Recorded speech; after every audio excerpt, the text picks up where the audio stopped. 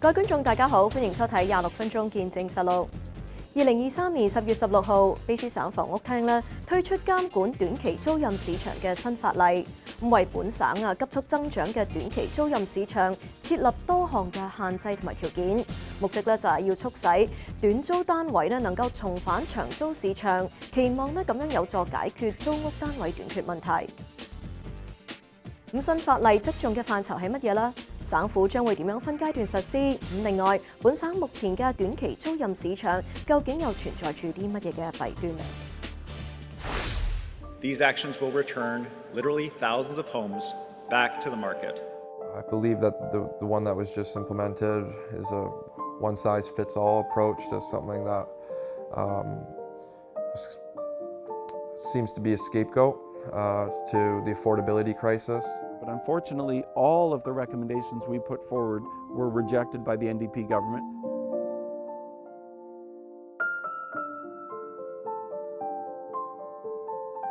何婉文喺大灣地區從事地產經紀嘅工作，佢表示，目前大灣地區嘅短租市場十分混亂，佢嘅其中一個客戶就因此遭遇咗烏龍事件。我個客咧無端白事咧就收到 City of Richmond 嘅一封信咯，咁我就好奇怪啦，就係話佢咧將呢個嘅單位咧就冇攞 license， 不合法地咧就擺咗上 Airbnb 度放租喎，咁咧就要罰我個客人一啲 penalty 喎，咁所以變咗我個客人就好奇怪啦，佢都從來冇放過上去 Airbnb 咁樣放租，因為佢嗰個係 long term rental 嚟㗎嘛，咁啊簽咗租約個月淨係收租，咁佢就自己收到呢封信之後咧就上網睇下，咦真係好似有人將佢嗰個物業咧擺咗上網放 Airbnb 喎，咁跟住佢就第一時間咧就聯絡翻我哋啦，我哋幫佢買個物業，咁我哋就幫佢揾咗佢嗰個租客啦，咁就問翻佢個租客，原來就發覺佢個租客咧喺未經同意之下咧，就將佢嗰個物業咧轉租咗出去，放喺 Airbnb 度放租，咁佢賺嗰個 difference 嘅，因為其實相差咧佢哋可以賺2-3倍嘅價錢嘅基本上。何婉文表示，近年佢處理過唔少類似嘅事件，不過就算熟悉所有嘅流程，佢亦都前後花咗將近1個月嘅時間，同客戶一齊調查取證，最後先至成功令到租客退租，並且通過市府豁免咗呢一次嘅罰款。佢認為目前嘅短租市場缺乏監管，亂象橫生。Airbnb 咧其實而家咧冇任何監管嘅，佢無論你喺邊個 city 啊、邊個城市啊，同埋佢又唔理你係究竟係租客啊，定係你本身係個 landlord 啦去放租嘅。咁總之有人擺上去咧，咁佢唔理你有冇 license 咧，或者合唔合法咧，咁佢都會幫你擺上去 Airbnb 去放租嘅。咁所以變咗就會有出現咗頭先我個 client 嗰個情況咯。何婉文又指出，攞到合法經營嘅短租牌照有一定嘅限制，而短租平台亦都並唔強制要求提交相關文件就可以放租，所以除咗列治文，就算係可以頒發短租牌照嘅溫哥華市，亦都存在大量違規嘅短租房屋。對此，卑詩省長尹大衛 David Eby 喺2023年10月份嘅新聞發佈會上就指，省府已經清楚認識到本省短租市場目前亂象橫生，已經到咗失控嘅地步。We have a situation in our province where the top 10% of hosts account for 50% of the income for short-term rental. We have seen a 20% increase in the number of short-term rental listings in British Columbia in the last year alone, to an all-time high of about 28,000 listings. That means that thousands of homes that used to be available for people to buy or rent are now off the market, and people who are looking for a decent place to live are struggling more than ever. But we also know that rule breaking around these municipal initiatives has been rampant. It is incredibly difficult for municipalities to enforce the rules that they pass. Our estimates are that about half of short-term rentals are not compliant with municipal licensing rules. We need to support municipalities in enforcing those, and at the provincial level, we need to establish standards to protect housing for British Columbians. This is entirely in keeping with our government's actions to date. 尹大衛強調，新法例出台會進一步規範市場秩序，迫使呢啲無牌經營嘅大量短租房屋重返長租市場。而卑詩房屋廳長柯爾倫就新法例嘅細節作出咗解釋。A provincial-wide registry where all hosts will have to register, and then B, requiring the platforms that advertise these listings to ensure that any listing that goes on has the provincial and the local government registries in place. So there's fines associated with anyone who illegally puts up a listing, up to $3,000 a day. And also now fines for the platforms. If they put listings on that are not approved, that don't have the proper provincial registry number, they also will be having fines. So because of those two reasons, we believe the legislation now will finally be able to be effective. 佢強調必須清楚認識到商業住宅同民用住宅嘅分別，要令到住宅區嘅物業充分發揮其應有功能，就係為當地嘅公眾提供安居之所。而短期租賃就係屬於商業範疇，唔應該分薄咗長期租賃市場。對此，卑斯柏文業主協會就表示，雖然新法例會喺2024年中下旬先至會完全落實，目前對於房屋市場產生嘅實際影響根本未知道。但係短期租賃嘅存在確實係為分契物業嘅管理帶嚟咗諸多負面影響。You're in, you bought into millions of dollars worth of assets, and now you've been thrown onto a strata council, and you're now asking to deal with all of that stuff, and then also on top of that, deal with people that are using these as commercial properties who aren't involved in any of this stuff, who vote down special levies, who vote down anything to do with governance, really. They just want the bottom line to be the lowest strata fees that they can get because they're investment properties. And stratas are struggling. So I think, that's the balance here is going to be hopefully corrected, where you'll have more occupation of the units by people that have an interest in the property, or at least you'll have tenants in place that are long-term tenants that can be part of a community. And that could help with the whole idea that we have volunteer council members that are governing. So I think there is a potential here to really provide a good correction to what we're seeing. It's this trend where, we went through COVID and everyone closed their doors and no one really got to see everyone anymore. And now we're seeing the doors open up again and people are realizing that we don't even know who our neighbors are. And now we have throw in short-term accommodations. And we have people coming and going from the building day and night that we don't know. It's difficult to live in a community like that. 佢認為新法例嘅落實並唔會對大部分嘅分契式物業業主產生任何影響，反而將會進一步賦予大樓嘅物業管理機構加強其對非法短租嘅規管。We also have what are called short-term accommodations, and people are assuming that those are the same as a rental. But they're not. So short-term accommodations are hotel-like use, short-term use, licensed to use. So I'm licensing my property to be used in a short-term way. And so this is why the government has pushed that. So for landlords that are captured under a long-term type tenancy, there will be no effect. But for investors that have invested in properties to do short-term accommodations, there will be a significant effect because there will be an effect because in this region, and depending on where you are in BC, you will have to get licensed by the municipality. You will have to report, or the platform that you are on will have to report to the province.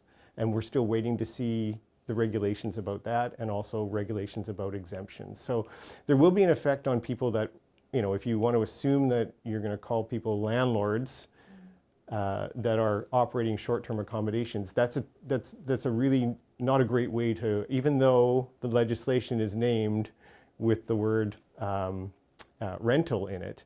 而另一方面，卑斯旅遊業協會行政總裁 Ward Judas 亦都對新法例表示明確嘅支持。佢認為新法例嘅打擊對象係以短租為名，但係實質係非法經營嘅幽靈酒店，並冇完全封殺短租市場。因此，新法例嘅推行唔單止唔會為本省嘅旅遊業造成打擊，反而能夠進一步規範旅遊業當中出現嘅住宿亂象。We supported it. We thought that something needed to be done and had been speaking with the province for many years about an overarching regulation or legislation that provides some teeth to municipalities who are dealing with the proliferation of short-term vacation rentals. And this legislation does just that. At the same time, it's really focusing on what was first intended to be long-term accommodation. It's not going after tourist or visitor built accommodation that is rented out under the guise of short-term rentals. So we support what the province is doing. We think that some detail still needs to be fleshed out and introduced in the form of regulations, but by and large, this is good. 佢相信新法例唔會加劇旅遊住宿嘅短缺。佢對於本省酒店業嘅待客能力有信心。Notwithstanding, there are 79 hotel projects in the pipeline throughout BC. We do have a hotel shortage, particularly in bigger centers. At the same time, people may not be able to stay in the downtown core, as I referenced earlier. They may have to find a hotel room in a smaller community or an outlying community. In the case of Vancouver, it could be Burnaby, it could be Langley, it could be Chilliwack, or find other forms of accommodation. At the same time, though, not 100% of hotels are booked 100% of the time in most communities throughout the province. There is the odd exception where a community may be woefully underserviced and only have one or two properties. In that case, short-term rentals are an option. But as I say, not all hotels are occupied 365 days of the year at 100%. So there are options for people in spite of the hotel shortage in many communities. 聯邦財政部長方慧蘭喺去年嘅秋季財政報告之中就提到唔係未來嘅3年之內將會動用5000萬元去支持地方政府打擊短期租賃。而卑斯省府亦都強調新法例係本省嘅住屋戰略嘅重要組成部分。不過，以 Airbnb 為代表嘅短期租賃平台就對新嘅法例提出批評。咁樣新嘅法例實施對於短期租賃嚟講究竟會造成啲乜嘢嘅影響呢？我哋下一節再睇啊！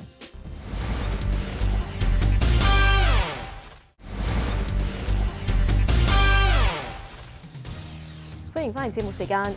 對於卑斯省嘅短租新法例有獨立數據研究機構就指出，卑斯省嘅短期租賃本身嘅市場持份額係極有限。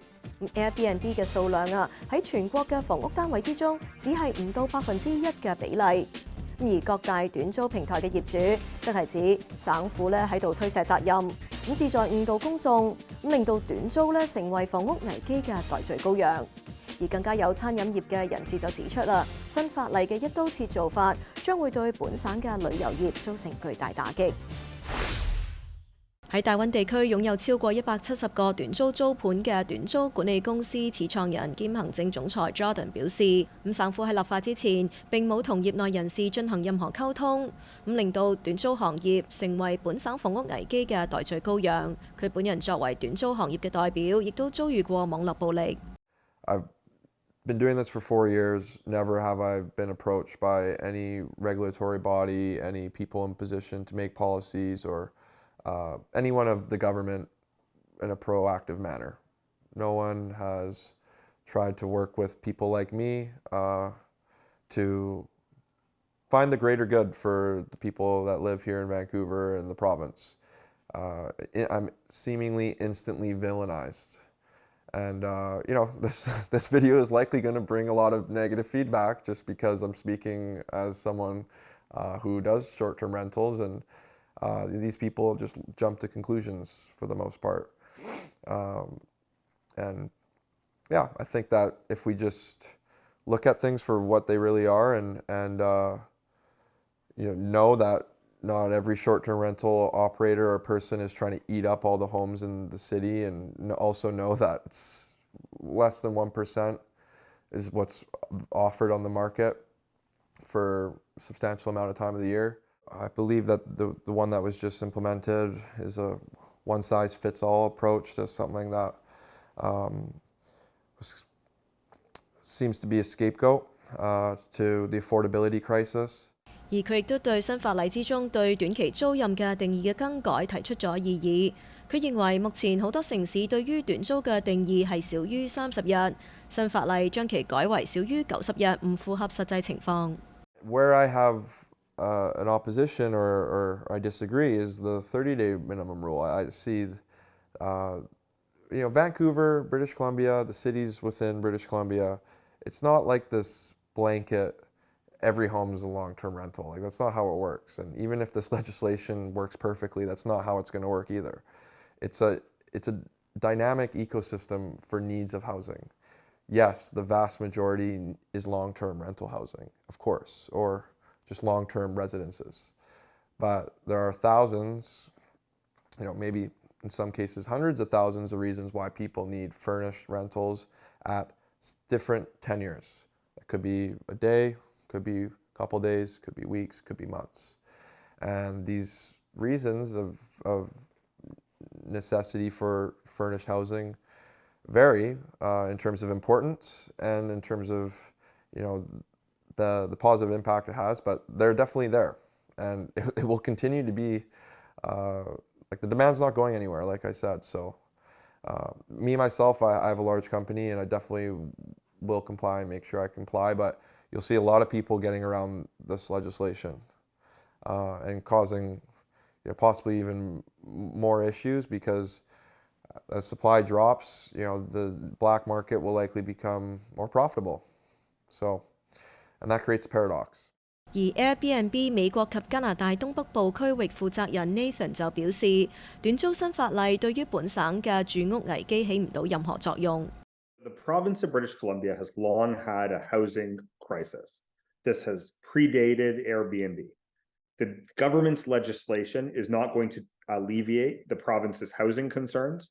If anything, what it's going to do is make it more unaffordable to travel to British Columbia, and it's going to hurt the affordability of those who are paying their mortgages by short-term renting their home on a part-time basis.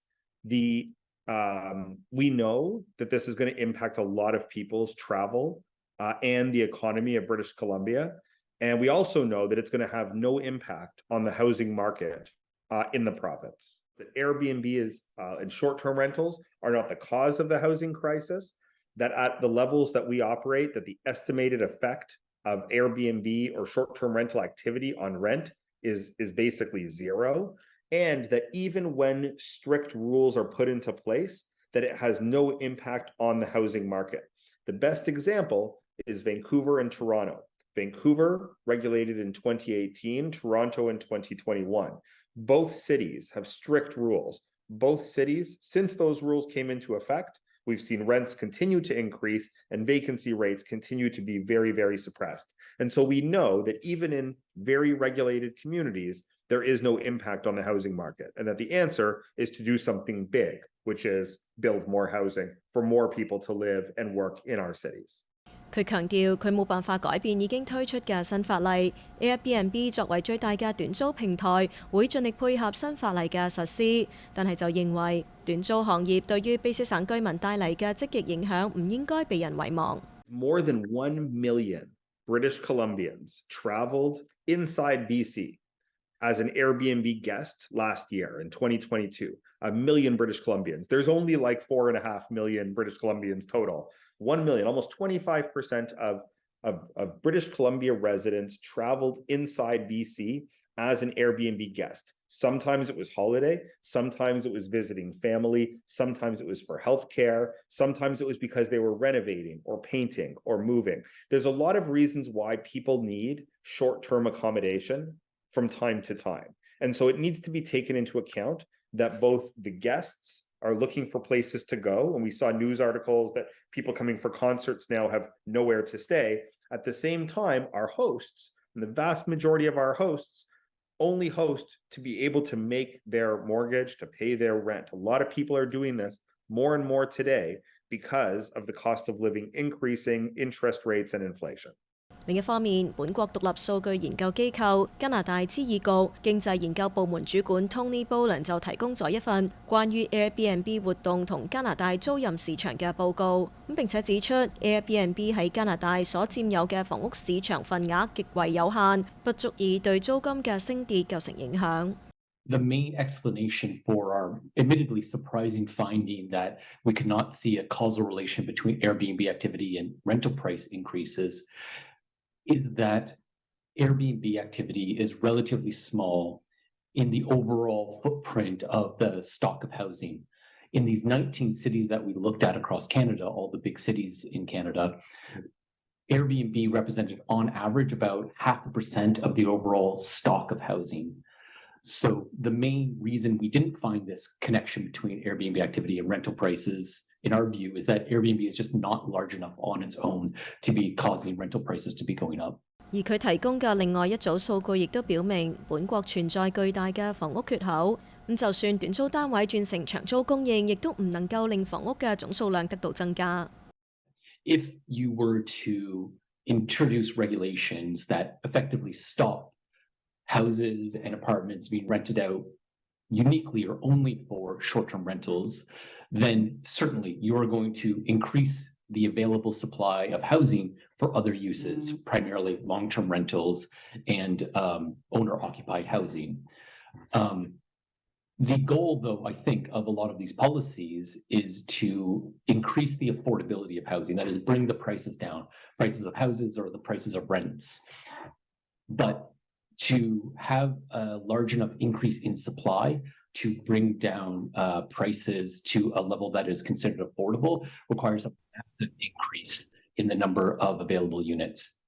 One example that we have from the Canada Mortgage and Housing Corporation, they estimate between now and 2030, Canada overall needs to increase its housing supply by about 30%, 31% in the next 7 to 8 years in order for us to achieve sustainability in the housing market.